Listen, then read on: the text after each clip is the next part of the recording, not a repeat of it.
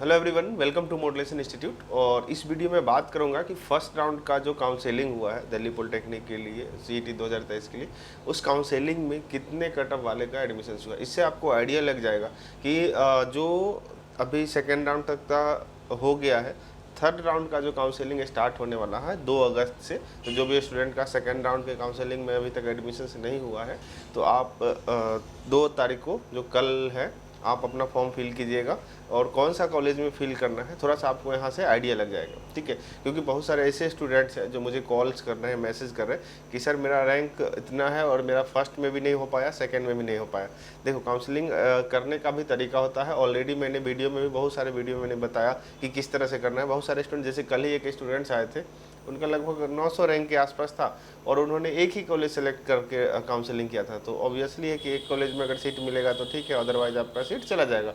और इन्होंने दूसरा राउंड में भी सेम गलती किया और कल वो मेरे पास लेके आए थे ऑफिस में कि सर ये प्रॉब्लम है। तो फिर मैंने उसे बताया हो कि ठीक है, आप एक कॉलेज मत सेलेक्ट करो।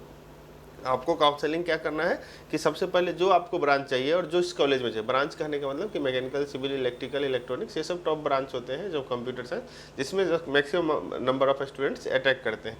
तो जो भी ब्रांच चाहिए उस ब्रांच का और कौन सा कॉलेज में चाहिए वो सब आपको लिस्ट पता होना चाहिए कि हमको किस कॉलेज में चाहिए।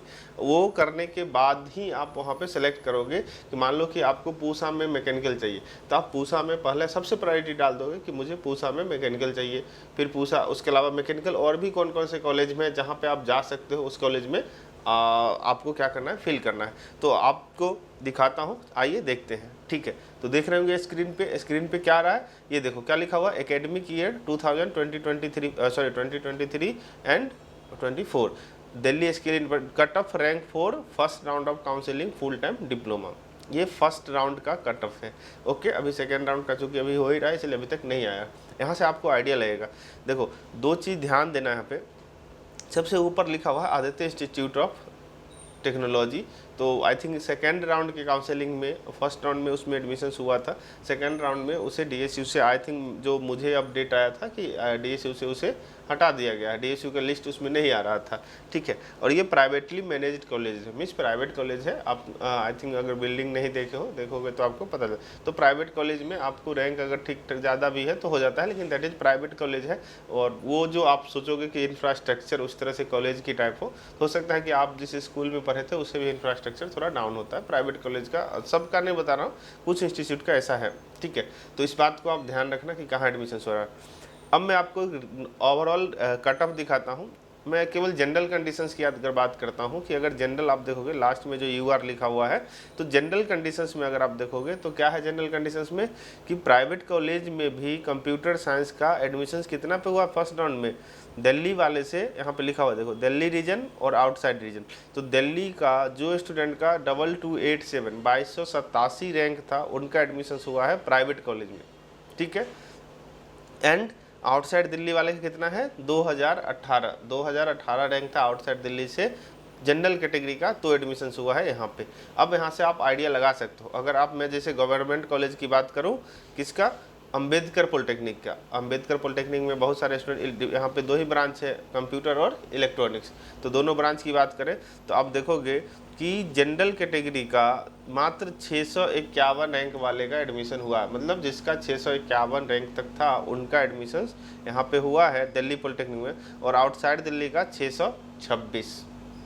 तो आपको आइडिया लग गया होगा कि जो लोग कंप्यूटर के लिए अप्लाई कर रहे हो और आपका रैंक कितना है, तो आपको समझ में आ गया होगा कि कितना रैंक के बाद आप अप्लाई कर सकते हो। उसके अलावा यहाँ पे कैटेगरी भी है, TFW मतलब ट्यूशन फी वेवियर, जो आपने बताया था TFW कि किस रैंक वाले को TFW मिला है। तो 1031 रैंक वाले को इसमें TFW मिला है, ये 44 पर उसका कैटेगरी है। TFW का ऐसे इससे कोई लेना देना नहीं है। TFW सिंपल है कि आपके इनकम सर्टिफिकेट के ऊपर डिपेंड कर रहा था, और दूसरा इनकम सर्टिफिकेट के अलावा भी और भी कंडीशंस था और उसमें ऐसा नहीं था कि जिसका 8 लाख से कम इनकम होगा उसको ट्यूशन फीस माफ़ हो जाएगा।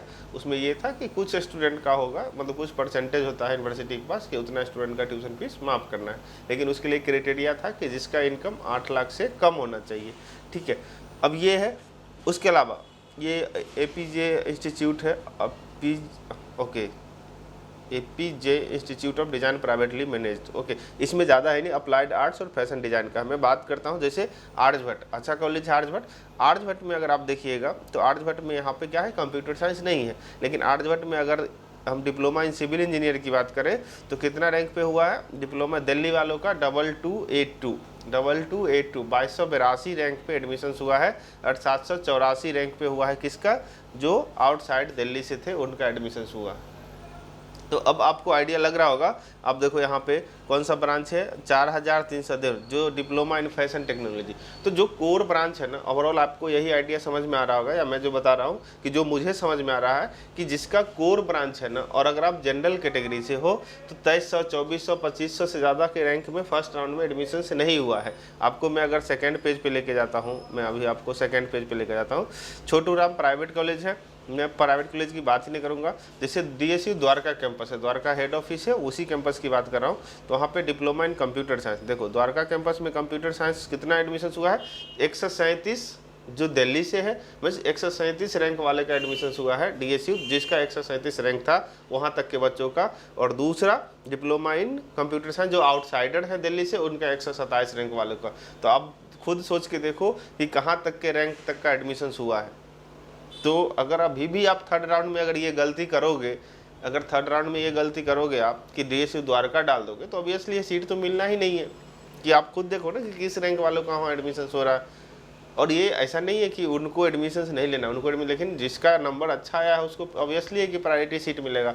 और जहाँ तक कि मुझे पता चला है, जो और भी जैसे मैंने छोटू राम में बात किया, तो वहाँ पे प्राइवेट कॉलेज में भी कंप्यूटर साइंस का सीट फुल हो चुका है। तो अगर आपको कंप्यूटर साइंस अगर आपको लेना है तो बहुत कम चांस है, मतलब 1 से 2% का चांस है कि आपको थर्ड राउंड में कंप्यूटर साइंस का सीट मिले।